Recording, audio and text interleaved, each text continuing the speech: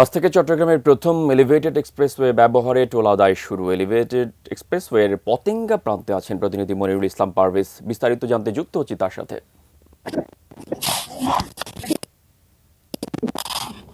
প্রথম যে শহীদ অর্থাৎ জুলাই যে বিপ্লব, সেই বিপ্লবের যে প্রথম শহীদ ওয়াসিম আকরাম, তার নামেই আমাদের এই চট্টগ্রামের যে এলিভেটেড এক্সপ্রেসওয়ে সেটি নামকরণ করা হয়েছে।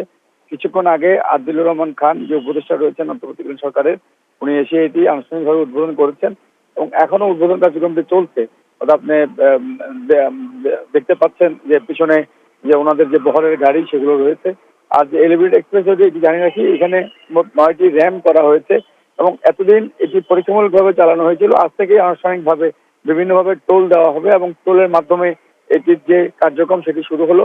এবং কিছুক্ষণ আগে উপদেষ্টা যেটি বললেন যে এই কার্যক্রমটির মাধ্যমে সারা বাংলাদেশে যে শহীদ রয়েছে সেই শহীদদেরকে আসলে স্মরণ করা হবে, এভাবেই যাতে নতুন প্রজন্ম জানতে পারে যে এই নামকরণটির মাধ্যমে নতুন প্রজন্মের কাছে তারা তুলে ধরলেন যে জুলাই আগস্টে যারা শহীদ হয়েছেন, বীর শহীদদের ওনারা বিভিন্ন জায়গায় এভাবে কাজের মাধ্যমে সেটিকে স্মরণ করবেন। আর এটির যে টোল দিয়ে আনুষ্ঠানিক যাত্রা সেটি কিন্তু আজকেই শুরু হলো।